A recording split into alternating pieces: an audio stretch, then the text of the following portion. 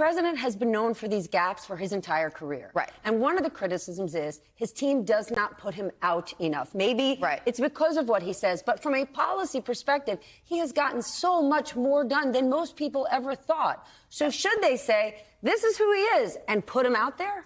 I think so. Yeah, I think that. I mean, let me. I mean, I have, as you like, I worked for Hillary Clinton. I lived through Jim Comey's July press conference, where same kind of situation as the Hur report. I lived through the Comey letter, so I got a lot to say about how you deal with what Hur did. But let's look at just how the president handled last night. Okay, so yesterday afternoon he did that statement, the House Democratic Caucus. I thought that was great, super smart. Get him on camera. Hur is not on camera. He's doing all the pushback he wants. That was great.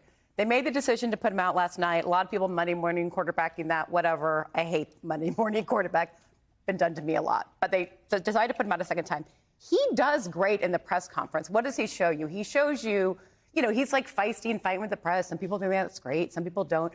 He was clearly in command of the facts. He understood exactly what was in the report. He had a good pushback. It was great. And then he took he should just, Mr. President, walk out the door. Just stop. Walk out the door. Stayed at the party too long? Stayed at the party too long. And then he has the gaffe.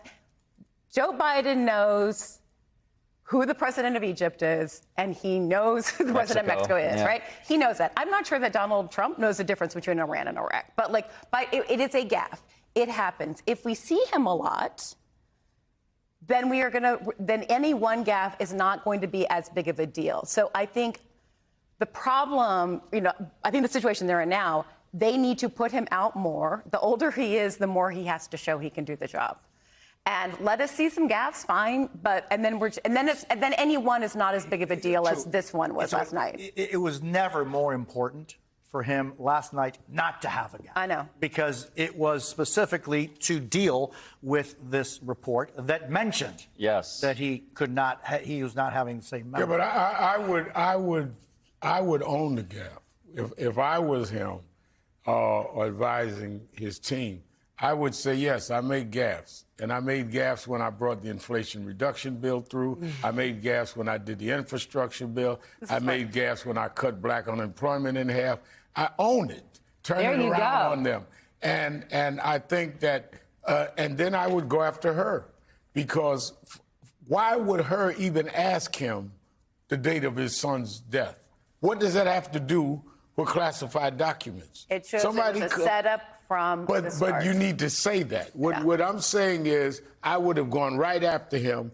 Yes, I might have messed up my son's death day because I was so stunned this guy would ask me something that was so painful to me. My mother died 12 years ago. A guy comes in and asks me a question about this, that, or the other with whatever I'm doing. And then he says, what date did your mother die? And I'm supposed to shoot that back. I mean, they need to confront the absolute intention of this guy to do what he's doing. It's a really good strategy, and it also reflects the reality that everybody knows Joe Biden is 81, right? So there's no hiding from that. There's no spinning away from that fact. And so how do you own it, right? How do you lean into the idea? It's funny, right? Trump gets away with being like normal people. That's the sort of storytelling that he brings to his campaign. He keeps it real, they say. What's more normal than getting a geopolitical fact wrong, right? Common people can see themselves in these factual missteps that don't actually reflect a larger cognitive inability. Now, I think this metaphor, right, that is pretty persuasively been used is, who do you want flying the plane? And if you're Joe Biden, I think you want to invoke, in this branding, storytelling way, Sully Sullenberger, another older gentleman who pulled off a miracle on the Hudson. And you want Donald Trump to be the guy in Con Air. Right? It's a plane of psychopaths. You can be on the plane that's scary for a while, or the plane that feels like it's an actual supermax prison. Which one do you want? It's about how do you own who you are and what your actual gift is. And you want the guy that can land the plane. And you show, I landed the plane. This guy denied a pandemic was coming, fought with Dr. Fauci, told you to take bleach. And yes, I'm 81 years old. I was 78 when you voted for me. You didn't think I was going to make it? I mean, let's be straight up with the public and deal with it that way. And by the way, if Donald Trump, in my opinion, God forbid, becomes president, He'll be 80 during the term. So okay, what are we that's talking the other about? part. They're right. essentially the same age. These guys were in high school at the same time. And the report did say Joe Biden is a well-meaning elderly. Both men are elderly and have problems remembering things. But well-meaning is the point. How is it that Donald Trump seems to just gain more support from his base when you think about who out there is saying a guy with 91 charges against him, right? A massive business fraud case that he has been found guilty of. And I haven't even brought up E. Jean Carroll. But doesn't well-meaning carry any weight here? I don't know. I think that we are in a different political world. I think that, it's very difficult to define, I think, what it is that the body politic of Americans is right now. What is it that makes you believe in the future? What is it that makes you believe in someone? What is it that makes you believe in your own condition, in the American dream? I mean, all of these things have changed, and it's a new world, which I think is not a particularly pretty one in politics. It just isn't. You were just in Nevada. You're talking to focus groups. How do people see these candidates? I went to a, it's just like so great to get out of, like actually go talk to people. I saw 2 focus groups of Hispanic men ages 23 to 35.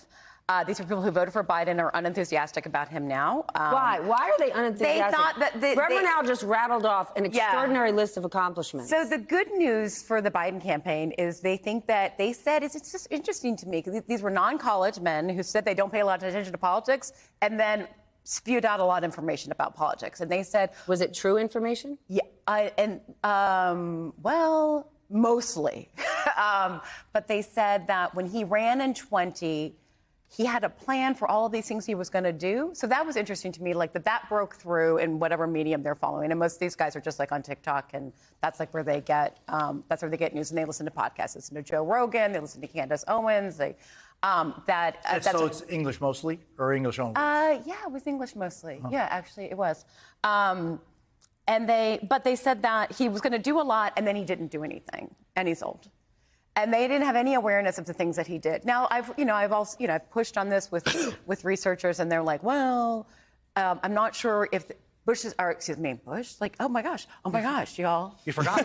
Oh my gosh, I called him Bush. You've got a memory problem. I have a memory problem. I'm 7 years old. It's time to roll it up. He said that they not sure if the accomplishments are going to mean much to them, but, I've seen the accomplishments that the president is rattling off in Black America that I think are probably starting to take hold about low unemployment and the wealth gap getting smaller. Stuff that I think if they knew what he had done, they would be in a better position. They hate Trump. I was concerned that they were going to be like, oh, well, he's strong. And they do say, when you ask for adjectives, say, what do you think of Trump? Strong.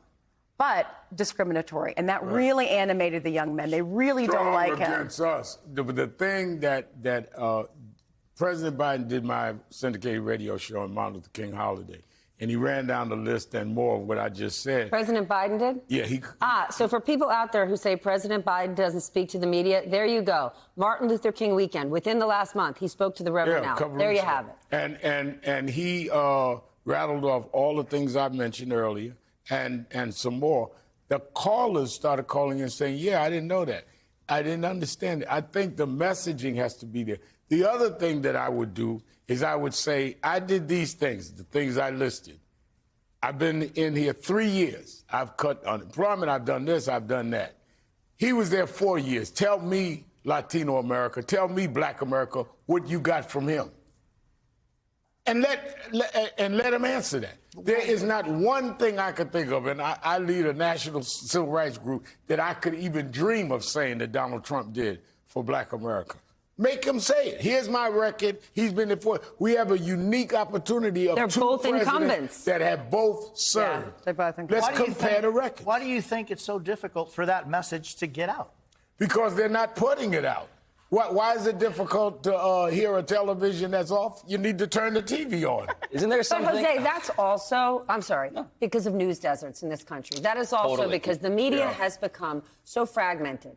And every day, local newspapers are closing. We are seeing local TV media outlets getting taken over by right-wing organizations. And so people aren't hearing the news. I live here in New York, and when I even see my own extended family on weekends, the news that they're consuming has nothing, isn't even related to fact. Back to the new world. Yes, Really exactly. People are also consuming in a different I also way. think that we underrate sometimes simplicity in favor of complexity, because complexity, when you have a lot of good things, seems very attractive. Right. I'm going to convey to you multiple points on this legal but pad. this is a problem with Democrats and being so overly sensitive and wanting to make sure they include every possible human and every possible perspective. They don't get to the punchline. Yes, Steph. So, Steph, I know that you you judge high school debates sometimes. Thank you very much. I do. Thank you. But a lesson I learned doing high school debate, which was eye-opening to me, this nerd who was trying to make a million points, speaking very quickly, was